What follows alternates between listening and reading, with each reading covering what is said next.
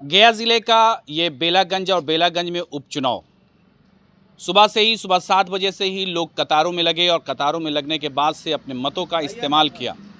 जैसा कि आप सभी जानते हैं कि बेलागंज से सुरेंद्र यादव के बेटा विश्वनाथ यादव जो है वो आपको आरजेडी से हैं, मनोरमा देवी जदयू से एनडीए से हैं और जन सुराज से यहाँ पर मोहम्मद अमजद हैं।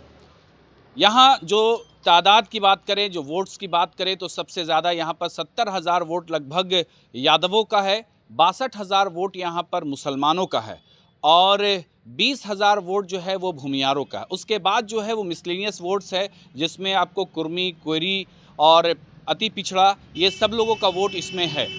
तो ये सब मिलाकर जो इस बार मामला जो बन रहा था वो सबसे ज़्यादा टफ यहाँ पर जो था, क्योंकि जनसुराज ने जो अपना उम्मीदवार मोहम्मद अमजद को बनाया था, मोहम्मद अमजद को उन्होंने उम्मीदवार बनाया था और मोहम्मद अमजद पर यहाँ पहले भी वो चुनाव लड़ चुके हैं, जिसके बिना पर मोहम्मद अमजद को लोग क्षेत्र में जानते थे, जनसुराज के ये उम्मीदवार हैं और जनसुराज ने भी क्षेत्र में काफ़ी काम किया।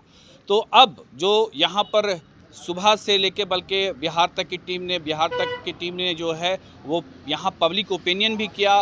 उससे जो देखने को आया, जो सुनने को आया, लोगों का ये कहना था कि 10-11 महीने का बात है, हम लोग बदलाव चाहते हैं। तो बदलाव में क्या चाहते हैं, तो उनका यही कहना है कि इस बार हम लोग बदलाव चाहते हैं। 10 महीना है और 10 महीने में हम लोग कुछ बदलाव करके चेक देखते हैं। अगर जो अगला बंदा आएगा वो काम करेगा तो ठीक है और नहीं तो फिर तो 2025 हमारा है।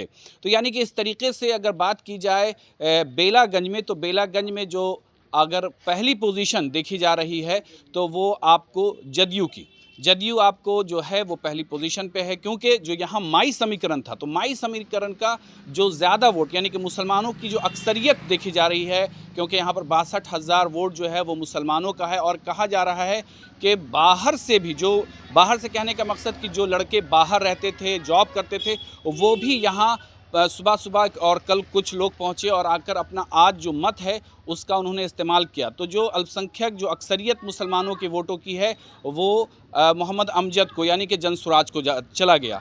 तो जनसुराज को जब मोहम्मद अमजद को जो वोट गया वो लगभग मुसलमानों का वोट गया है। जब मुसलमानों का सारा वोट जनसुराज को यानी कि 70% कहा जा रहा है कि वोट जनसुराज को गया है, तो जो मुसलमानों का वोट जनसुराज को चला गया, यही मुसलमानों का वोट पहले सुरेंद्र यादव को जाता था, जिसे हम लोग माई समीकरण कहते थे। तो माई समीकरण में यानी कि सुरेंद्र यादव का जो वोट, यादवों का वोट और मुसलमानों का वोट मिलाकर सुरेंद्र यादव जीत हासिल करते थे।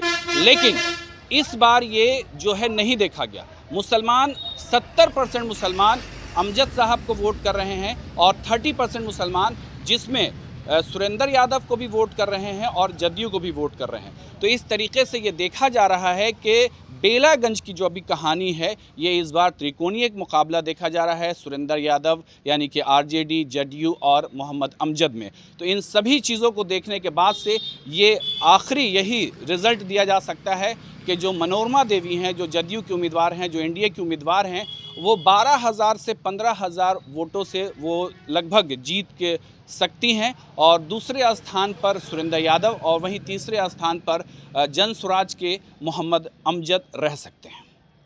जसीम के साथ सैयद मुशर्रफ इमाम, बिहार तक।